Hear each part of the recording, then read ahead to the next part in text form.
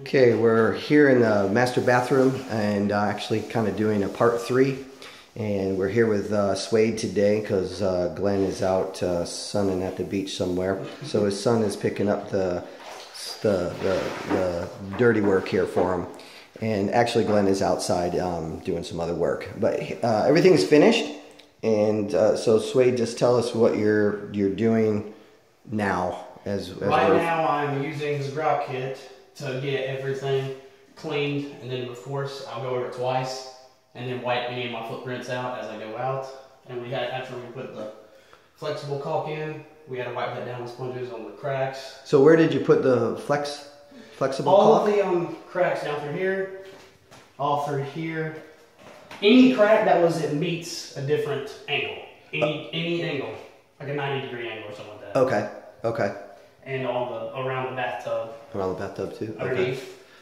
Well, it looks great, man. You guys did an awesome job. Yeah, I appreciate it. Here.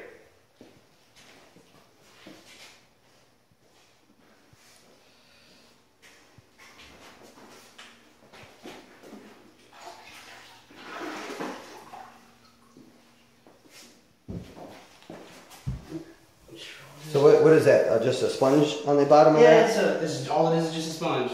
And then there's a little crate thing that you push it down and it gets all of the excess grout out onto this, and then you just roll it onto that. Awesome. Much easier than just a regular sponge. Okay. All right.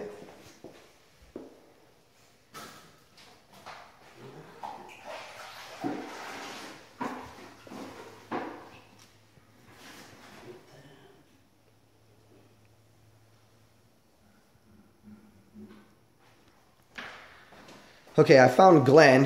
He ran out of lotion, so he had to come back from the beach. And actually, I'm just kidding. So I'm talking with Glenn now because Glenn is actually not only our tile guy, the backsplash guy, and just a good all-around guy. He's also the hardwood floor guy, or laminate floor, or whatever it is you want to put in.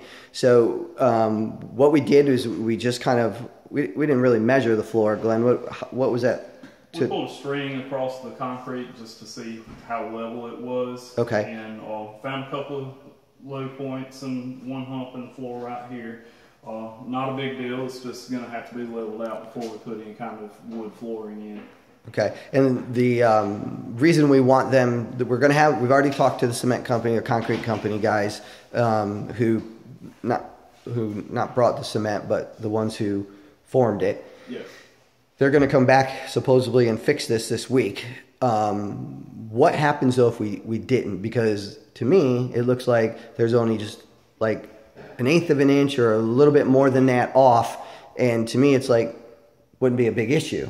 Yeah. So, and to a lot of people. So what happens if we don't get it level? If you don't level the floor, depending on what type of floor you put in, if it's a glue down hardwood floor, if it's more than 3/16 of an inch and a 10-foot span out of level, then what would happen, it wouldn't form to the floor and it wouldn't adhere to the glue like it should. And then whenever you step on it, it's going to release and you'll hear a popping sound every time you walk across. So like a squeaky floor. Yeah, a squeaky floor. And if you're using a floating floor, then every time you take a step, every time you hit a low point or a high point or anything like that, you're going to hear squeaks every time you take a step. Okay. And on top of that, the manufacturer will not warranty a floor that's like that.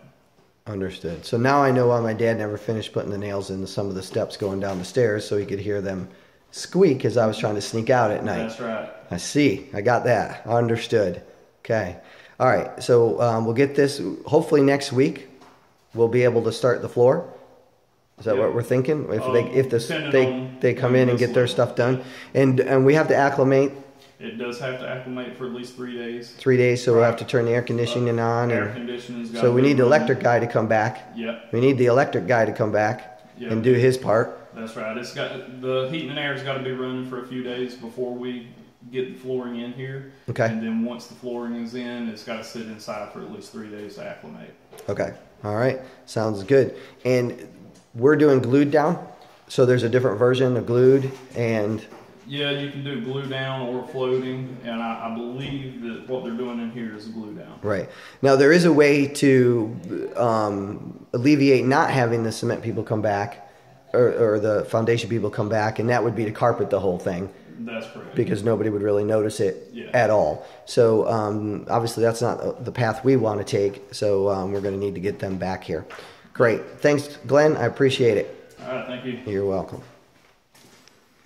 All right, guys. So that gives you a little idea of things that pop up when you're doing a spec home. I mean, a lot of you guys are doing flip houses, so you know that as you're going along, you know, you budget for one thing and something else happens. Luckily for us, this is not going to be an expense that's on us. They're going to come back and fix this, and so that's good news. But you know, there's always things that pop up, and nothing goes smoothly. And it's just the way building is. It doesn't matter if you're building a house or if you're putting up a swimming pool. There's always something. So, but let's go see if we can find a painter and see what he's doing today. All right. Okay, so I searched through this house and we found Mike, one of the great painters here, and also one of the real estate agents. And he is putting the second coat, Mike? Yes. Second coat on the doors, or the closet doors and the entry doors. And what do we have left, Mike? Where are we at? Inside the house. Where are we at? The focus right now is on trim. Trim Okay. and doors. Most of the doors are done. We're doing second coat on what's left, and second coat on the trim too. And that should be wrapping that part up. We've got one or two ceilings, a little bit of touch up. That should be it. Great. And I think Monday or Tuesday, the inspector will come out and we'll get a punch list put out and for any touch-ups on the paint. And no, that will not be me. That'll actually be somebody who knows about painting. And we'll have them come out and do that for us. And we're excited. We're getting down to the nitty-gritty, as I said earlier. And so just keep watching. I appreciate it if you subscribe, give us a thumbs up, share, and pass this along to other people. Now remember, folks, this house is for sale just outside of Myrtle Beach, probably about 18 minutes from the beach, direct drive in. And you can be there, and then if you don't want to deal with the traffic in Myrtle Beach, you come back out and kind of live in a country setting. It's a beautiful home. Contact us. And if you're interested, if not in this house floor plan, we have others, and we have other lots here on the river that are available. And I appreciate everybody taking the time out to watch this video. Thank you very much.